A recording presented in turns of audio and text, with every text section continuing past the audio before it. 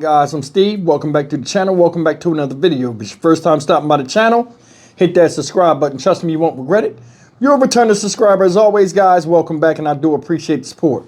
Guys, on this channel last week, we covered all the news surrounding missing Warren, Michigan woman, Ashley Elkins, age 30. This woman's been missing since January 2nd. This guy right here that you see, this piece of crap, his name is DeAndre Howard Booker, 32 years old. He's boyfriend or ex-boyfriend of Miss Elkins. He's currently locked up for lying to police officers and reportedly giving false information of her whereabouts. We covered this last week. Reason why this is coming back up, her body has still not been found. Families in turmoil. You know, a lot of people are hurting. People are interested in knowing, you know, if her body ever be recovered. And reason why I'm talking about this right now, they moved the search from Mr. Booker's apartment now to a local landfill, hoping they can discover some remains of Miss Elkins. This woman is survived by children that miss their mother badly. You hear me? They miss her mother badly, as well as her family and friends. Here's the latest, and I'm going to come back and say what I got to say. It is what it is, and we're going to get all up on it. Let's go. Where is Ashley Elkins? The search for clues moves to a landfill in northern Macomb County. Well, that Warren mother of three was last seen leaving her home in that city on January 2nd. Thank you for joining us. I'm Damon Fernandez. And I'm Kimberly Gill. Since then, police focused on her ex-boyfriend's Roseville apartment down here. And then today, the search moved north to Lenox Township and the Pine Tree Acres landfill. Yeah, you know, at an update just a short time ago, Roseville's police chief explained what led them to that spot. Take a listen. All the evidence played a big role, and it led us right to here. More, Shantae, you've been checking on this. What's the latest tonight? Well, Damon and KG, within the last 30 minutes, we have been learning there are about a dozen law enforcement agencies helping on top of this landfill, including out of Ohio with cadaver dogs tonight. We're also learning that the search is moving in the right direction. Moving in the right direction, just trying to bring closure to the family.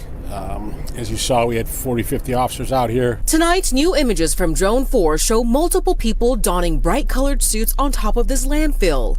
These aerial shots show what appears to be a search in two specific areas. We want Ashley home. And when I say that, I mean we want her body found. January 2nd, the last time loved ones say they saw Ashley Elkins. The search for the 30-year-old mother of two began when her phone pinged at her ex-boyfriend's home. Investigators say they found significant evidence at his apartment. Part of that evidence, a dumpster. Officials told Local 4 they suspected foul play in her disappearance. The search for such things as fastest routes from Flint to Ohio, what to do on the run. Police arrested DeAndre Booker in Flint as prosecutors say he appeared to be leaving based on recent Google searches. So far, he's charged with lying to police. Roseville police say they plan to appeal the bond if he can pay, but hope to increase the charges against Booker in the coming days.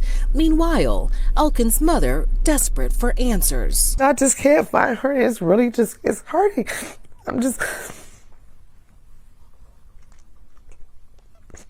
And I'm tired, I'm exhausted. And the search is wrapping up for the evening, but police will be back at it first thing tomorrow morning. At 6, we'll take a look to see what goes into the search for Ashley Elkins here. Meanwhile, there is a GoFundMe page for her two young boys. We're live in Lenox Township tonight. Shantae Passmore, Local 4. Yeah, so much to unpack as they continue searching for answers. Thank you, Shantae. Now, meantime, you can snap the QR code at the bottom of your screen. It's going to take you to the special section we've created on the Ashley Elkins case. It includes a timeline, video of the ex-boyfriend's arraignment, and background on the story. Search for Ashley Elkins, the missing mother from Warren. The investigation taking police straight to a landfill. We broke this story first at 7 News Detroit at noon. Thank you for joining us today at 5. I'm Glenda Lewis. Good to be with you, partner, and I'm Simon Shakette. Investigators now believe the 30-year-old woman was murdered, and they tell us her ex-boyfriend is the main suspect. Crews have been digging through a landfill in Macomb County for hours, looking for any trace of her body. 7 News Detroit reporter Randy Wimbley takes us live to Lenox Township for an update on this heartbreaking case. Randy, fill us in. Roseville PD wrapped up their search for the day late this afternoon. They say that in between the bitter cold and the unstable terrain, they encountered quite a few challenges today during their search, but they are closer to getting closure for Ashley Elkins' family, and they say they won't stop until they do. The Drone 7 cam captures the expansive Pine Tree Acres landfill in Macomb County's Lenox Township. That's where Roseville police and a host of law enforcement agencies are digging a certain section of the 370-acre landfill in hopes of finding critical evidence in the investigation into Ashley Elkins' disappearance or the missing woman's remains. We have a good idea where we think our target is. So we'll be back tomorrow, and we started high. We got to work our way down, and we'll keep going until we got our target. We're thankful to the police for doing all they can to find Ashley. But it's tough to hear, right? You've heard the mom say multiple times, he threw her daughter out like a piece of trash, and only a monster would do something like that. We spoke with Elkins' uncle, Maurice Morton. He and his family feared the worst after police executed a search warrant at the home of Elkins' ex-boyfriend, DeAndre Booker. One of the items they took away was a dumpster. That is likely what led investigators here. We're going to keep working. We had a target starting point. We have a finish point, and we're hoping somewhere in the middle we bring closure and we get what we need for everybody. We can only imagine how tough it is to search. But we're hopeful that they'll find her body, and we're hoping, if they find anything, it's sooner rather than later, because waiting is very difficult on this family, for her children, for her mother, her sisters, and everyone else. So we just want to get some closure. We see it often, all around the state. That stuff kind of happens. I didn't know why they was there. I thought it's state police, so I thought they was doing the sting. We spoke with waste collectors leaving the facility Monday. For Larry Todd, the investigation here hits close to home. I hope her family okay. I know her mom and stuff. I grew up around her kids and stuff, so I just hope they all right. About a dozen law enforcement agencies are assisting Roseville police with the dig, and Elkins' family is grateful. Chief Berlin of Roseville Police, he reached out. And he indicated, he said they had a whole bunch of folks who were going to help. And he mentioned they had 30 or more volunteers who were helping with the search. So that means a lot. As the search continues, the Elkins family set up a fundraiser for Ashley's 2 young sons. These funds are going to go into a trust for the benefit of the 7 and 10-year-old children. She had great dreams for her children, and we don't want those dreams to die away. And now investigators are focusing their search on the 6.5-acre parcel on this 370-acre landfill. They will be back out first thing tomorrow morning. In Lenox Township, I'm Randy Wimbley, 7 News Detroit. Okay, guys, that's the news. And you've seen families hurting. Mother says she's beside herself. Children upset. They got a GoFundMe. I'll put it in the description box below. And tomorrow when I get paid, I'll donate some money to these children. And I was just thinking about this case, and it was just surprising it popped up. The justice system ain't shit. And I'm saying it again. They ain't shit. Pay attention to everything that's happening. Not just this case, but other cases of missing people that have never been found. Yeah, you convict these people, and they still get to live on in peace. Whether it's incarcerated or not, they're still allowed to create their own peace in an environment that their heart still beats while others don't. This is bullshit. For you to sit up there and feel as though you ain't got to say nothing when they got you dead to rights is a slap in the face of the victim, victim's family, and everybody that cared for Miss Elkins and everybody else out there. They should change that shit. When you get in there, your ass gonna talk. Once you pay attention, look at this picture up here. You see the news reporter? Look at what she got on. Look at what's behind her. Snow, covering the landfill. You got officers out there, taxpayer dollars, man hours, out there in the cold, on frozen ground, digging through trash, trying to find the body of a woman that was beloved by many people and mattered. All that because this motherfucker won't say where she at. And it's always the same shit. They get in court, they got that dumbass look, they looking stupid, looking down. That don't make nobody feel pity for you. Look at the evidence in the house. Proof that something bad happened in the house.